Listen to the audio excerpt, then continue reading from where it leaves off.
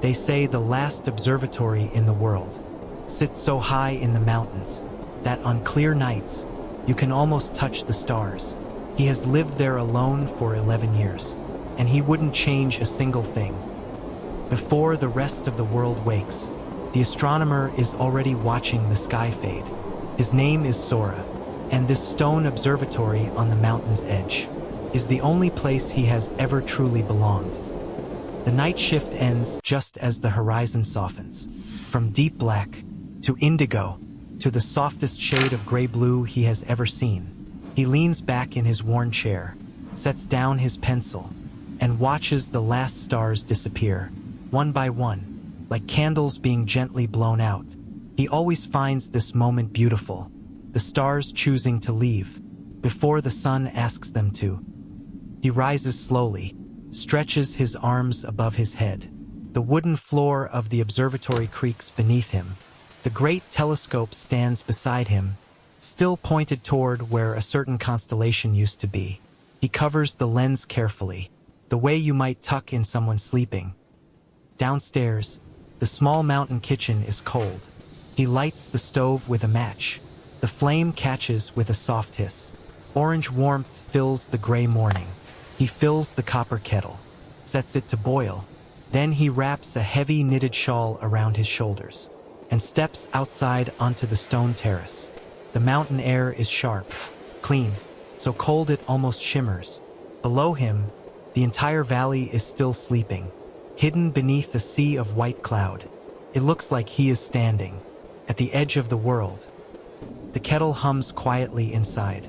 He stays out just a moment longer, watching the light change, pale gold bleeding across the horizon, the mountain peaks glowing rose and amber. The sky up here is different from anywhere else, wider, older, like it remembers things the rest of the world has forgotten. He breathes it in and goes inside to make his tea. By mid-morning, the observatory is full of soft light.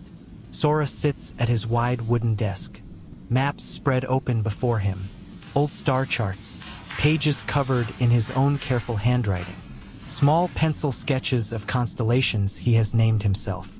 He works quietly, measuring, noting, comparing. His pencil moves slowly across the page, the scratch of it the only sound in the room, besides the wind outside and the occasional creak of the stone walls.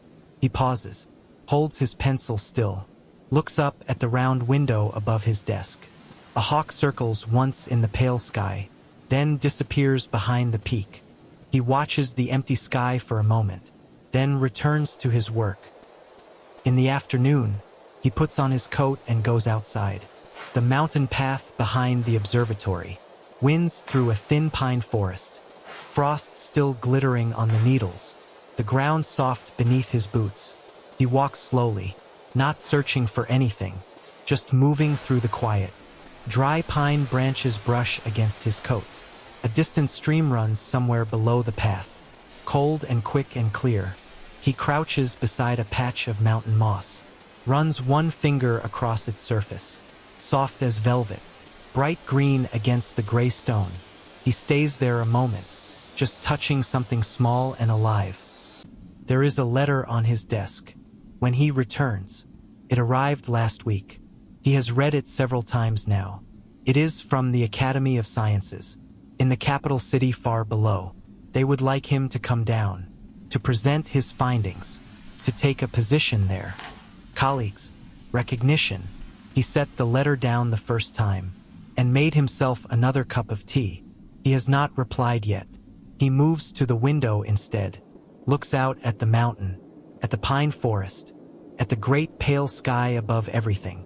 He thinks about noise, about crowds, about artificial light, washing out the stars. He thinks about this silence, the kind that isn't empty at all, the kind that is completely full. And he folds the letter and sets it gently back in the drawer. As the afternoon fades, Sora builds a small fire in the stone hearth. The wood catches slowly, first smoke, then a soft crackle, then warmth spreading outward into the cold room. He makes a simple meal, bread and warm soup, a piece of dark mountain cheese, a a cup of strong herbal tea that smells like pine and clover. He eats at the small table by the fire, a worn astronomy book open beside his plate. Not reading exactly, just keeping it close, like a friend. When the last light leaves the valley below, Sora climbs back up to the observatory room. He uncovers the telescope with careful hands. The sky outside is impossibly clear tonight. Black velvet, impossibly deep. The stars emerge slowly. First one, then 10, then thousands. He leans forward to the eyepiece, and just like that, the whole universe opens. Soft and enormous, silent and ancient. Right there, all of it, right there. He breathes out slowly. This is why he stayed. This is why he will always stay. Hours later, the fire has burned low downstairs. Sora sits in his chair beside the telescope, a blanket across his lap, a half-finished cup of cold tea on the table beside him. His pencil is still in his hand, but his eyes are growing soft. Outside, the stars keep turning, slow and steady, the way they have turned for 1 billion years. Long before the observatory, long before Sora, he lets his eyes close for just a moment. The wind moves across the mountain face. A long, low, quiet sound, like the mountain breathing. The fire crackles once, then settles. The stars do not need him to watch them tonight. They will still be there in the morning. He knows this, and so he sleeps. And tomorrow, he will wake before the sun again. He will make his tea. He will climb his stairs. He will press his eye to the glass and find something new in the endless, patient dark, because the stars have not finished telling their story yet, and neither has he.